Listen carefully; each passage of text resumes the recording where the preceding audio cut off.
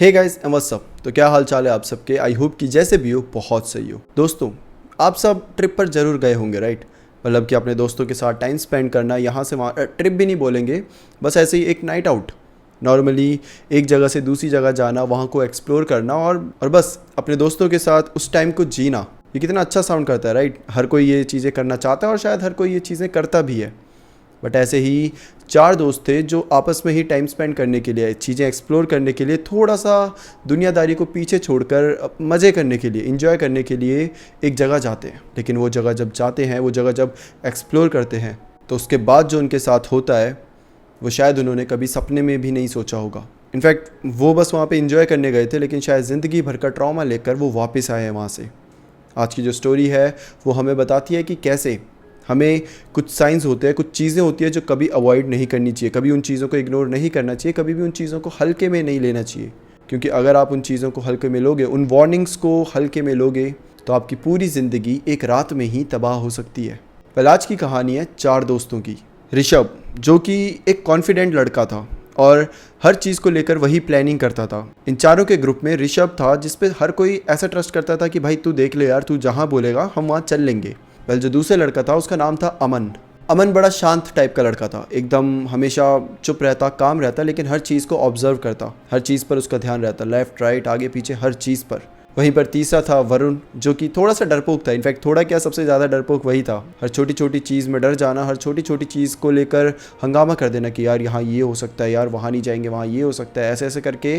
लेकिन हाँ, फ़नी भी बहुत ज़्यादा था। मतलब पूरे ग्रुप में अगर कोई सबसे ज़्यादा फ़नी होगा तो ये वरुण होगा। इनफैक्ट वो ऐसा भी है कि फ़नी भी होता था, लेकिन वो चीज़ों से इतना डरता था कि उसके मूवमेंट्स खुद ही फ़नी बन जाते थे। लाइक ये चारों दोस्त कहीं जाएंगे, एक शॉपकीपर बोल देगा कि ये 50 रुपये की है 30 की जगह, तो वरुण जाएगा 50 रुपये, जी सर 50 रुपये ले लीजिए। फिर बाकी जाएंगे उसे बोलेंगे तो पागल वागल है क्या। तो वैसे ही फ़नी इंसिडेंट्स खुद ब खुद हो जाते थे वरुण के साथ। और जो चौथा था वो था देव, जो कि बहुत ज़्यादा बहादुर था, हट्टा कट्टा जिम फ्रीक बंदा, और मतलब किसी चीज़ से उसे डर नहीं था। लेकिन वो रेकलेस भी था, क्योंकि हट्टा कट्टा था, डर नहीं था, तो ज़्यादा ध्यान देता नहीं था।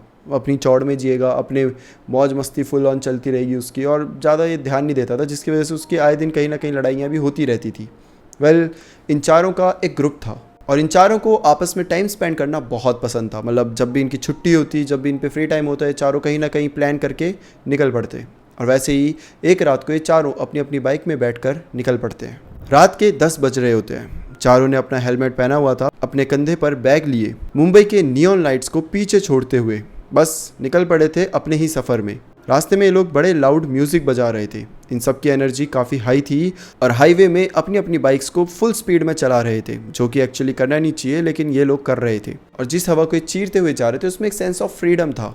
अब ऐसे ये एक एरिया को क्रॉस कर जाते हैं जिसका नाम करजात होता है। अब ये लोग एक जगह से जा ही रहे थे कि तभी इन्हें एक कच्चा सा रास्ता दिखता है जो कि एक अलग ही जगह जा रहा था। अमन नोटिस करता है कि ये कच्चा रास्ता जहाँ से शुरू हो रहा था वहाँ पे एक बोर्ड लगा हुआ था, एक काइंड ऑफ वार्निंग बोर्ड। इसमें लिखा हुआ था, ऊपर लिखा था पुराना रास्ता और उसके नीचे लिखा था क्लोज्ड फॉर व्हीकल्स।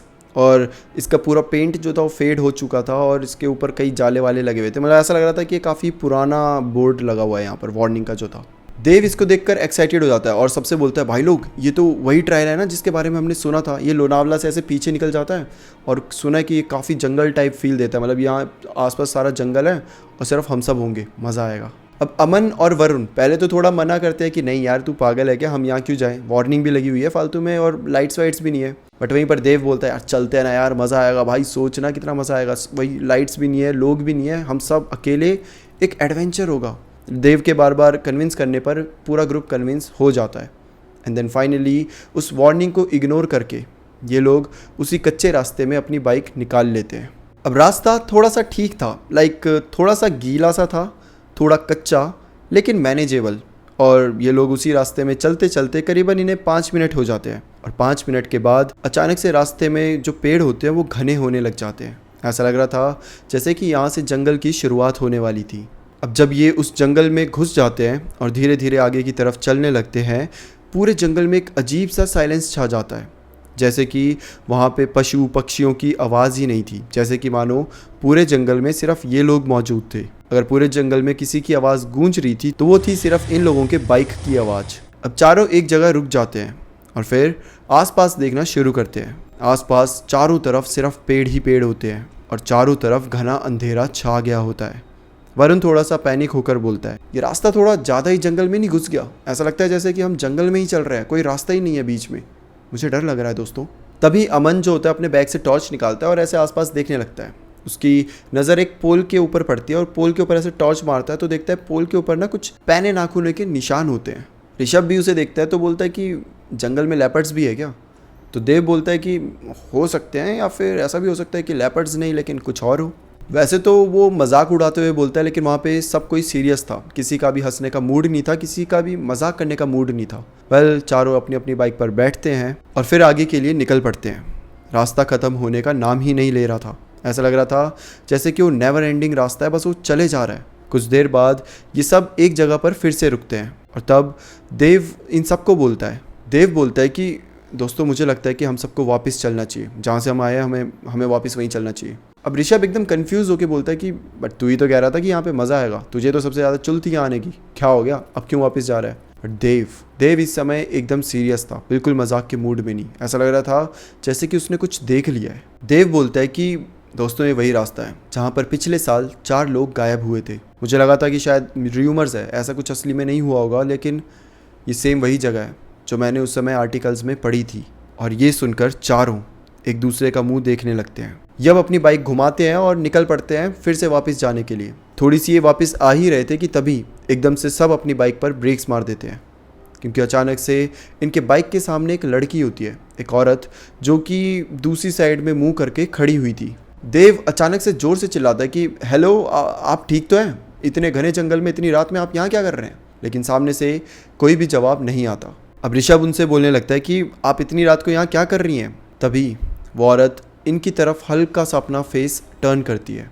देव, जिसको उसका फेस क्लियरली दिख रहा था, वो देखता है कि उस औरत का जो चेहरा था वो पूरी तरीके से स्मैश्ड था, जैसे कि मानो किसी ने उसके चेहरे पे पत्थर से बहुत बार मारा हो। ये देखते ही देव बहुत ज़ोर से चिल्ला जाता है और देव को इस तरीके से देखकर बाकी सब भी डर जाते हैं, क्योंकि देव जो कि सबसे बहादुर इंसान था वही ऐसे चिल्ला रहा था।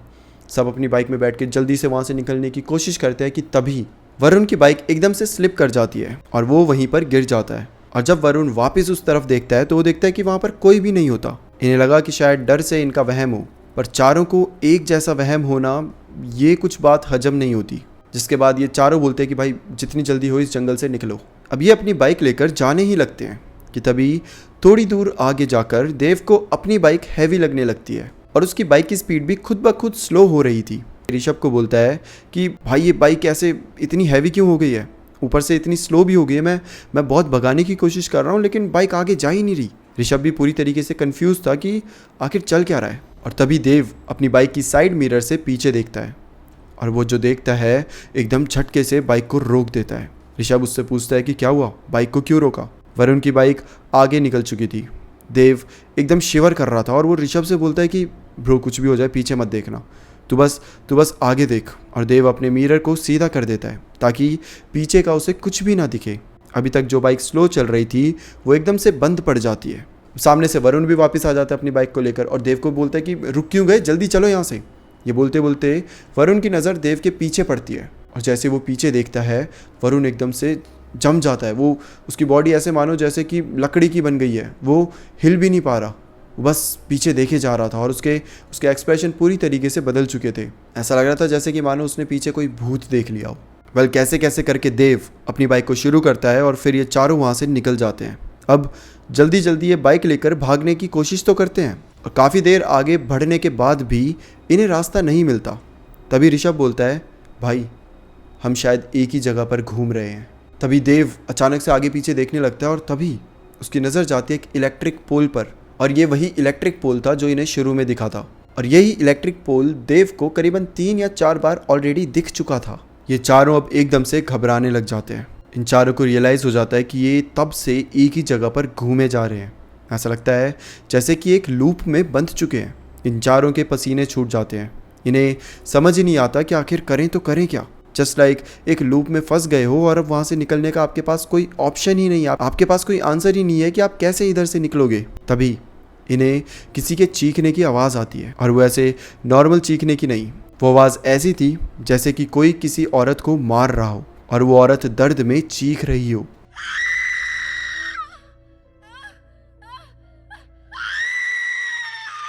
उस आवाज़ को सुनकर ये लोग अपनी बाइक वापस से ऑन करते हैं और उसको भगाने लगते हैं। अब इन्हें खुद नहीं पता कि कहाँ जा रहे हैं, बस ये अब भगवान का नाम ले रहे हैं, हर कोई अपने अपने भगवान को याद कर रहा है और बस बाइक को भगाया जा रहा है, सीधा सीधा सीधा जहाँ जहाँ रास्ता जा रहा है ये भगाए जा रहे हैं। और इन्हें भगाते भगाते करीबन 2 घंटे हो गए थे, अभी तक ये बाहर आ ही नहीं पाए थे। लेकिन एक टाइम के बाद इन्हें दूर कुछ लाइट्स दिखने लग जाती है। ये उन्हीं लाइट्स को फॉलो करते करते उसी साइड चल पड़ते हैं एंड देन दे रियलाइज़ कि ये जो लाइट्स आ रही थी ये एक हाईवे से आ रही थी। हाईवे में जो लाइट्स लगी होती है ये वही लाइट्स थी। चारों एक दूसरे को देखकर काफ़ी खुश होते हैं, काफ़ी रिलैक्स्ड फील करते हैं एंड देन फाइनली ये बाहर आ जाते हैं, ये उस हाईवे में आ जाते हैं। जैसे ही हाईवे पे आते हैं इन चारों को बहुत रिलैक्स फील होता है, ये चारों राहत की सांस लेते हैं। वेल थोड़ी सी आगे चलकर इन्हें एक चाय की टपरी मिलती है। ये वहाँ पर जाकर अपनी बाइक रोकते हैं और वहाँ पर बैठकर चारों शेक कर रहे थे, मतलब चारों शिवर कर रहे थे, कांप रहे थे। इन्हें अभी तक समझ ही नहीं आ रहा था कि इनके साथ जो हुआ क्या वो सच था, क्या मन का वहम था, क्या झूठ था, क्या था वो सब। आपस में चारों डिस्कस कर रहे हैं कि ब्रो यार वो क्या था, वो औरत कौन थी, हमें तूने भी सुनी ना वो आवाज़? हाँ मैंने भी सुनी।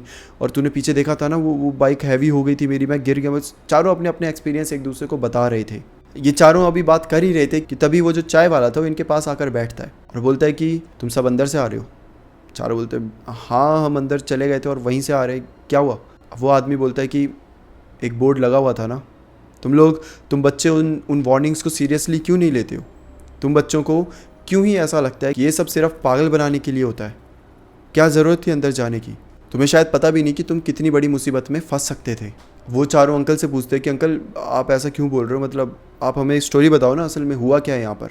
आप तो यहीं आसपास रहते हो, आपको तो बहुत चीज़ें पता होगी यहाँ की। अंकल बताते हैं कि तुम चारों पहले नहीं हो जो यहाँ पर गए हो और इस हालत में वापस आए हो। अक्सर हर महीने कोई ना कोई बेवकूफ़ आता है जो खुद को बहुत एडवेंचरस समझता है, खुद को बहुत बहादुर समझता है और इतने बड़े वार्निंग साइन होने के बाद भी वहाँ पर चला जाता है और उसके बाद इसी हालत में वो वापस आता है। लेकिन स्टिल दे आर लकी, क्योंकि कई ऐसे भी लोग होते हैं जो कभी वापस आ ही नहीं पाते। अब देव अंकल से पूछता है कि अंकल आखिर वहाँ पे है क्या ऐसा, आखिर ऐसा क्या है जो वहाँ पे जो भी जाता है वो वापस नहीं आ पाता? तो चाय वाले अंकल ज़्यादा कुछ नहीं बोलते, सिर्फ इतना कहते हैं कि घना जंगल है, बहुत कुछ छुपा हुआ है इसके अंदर, बेहतर रहेगा कि तुम इन्हें जानने की कोशिश ना करो, क्योंकि तुमसे पहले भी 4 लड़के आए थे जिन्होंने इस जंगल को जानने की कोशिश करी थी, इधर की कहानियों को समझने की कोशिश करी थी। वो गए तो थे यहाँ की कहानियाँ समझने, लेकिन कभी वापस आ ही नहीं पाए। जंगल ने उन्हीं को अपनी कहानी बना लिया और देखो आज हम उन्हीं की कहानी एक दूसरे के साथ डिस्कस कर रहे हैं। ये सब सुनकर चारों ही बहुत ज़्यादा डर चुके थे, मन ही मन अपने भगवान को शुक्रिया बोल रहे कि थैंक यू भगवान, आपने मुझे बचा लिया। और जल्दी से चाय पीकर ये बस उस हाईवे से अपने घर की तरफ निकल पड़ते हैं और फिर कुछ टाइम के बाद ये फाइनली अपने घर पहुंच जाते हैं।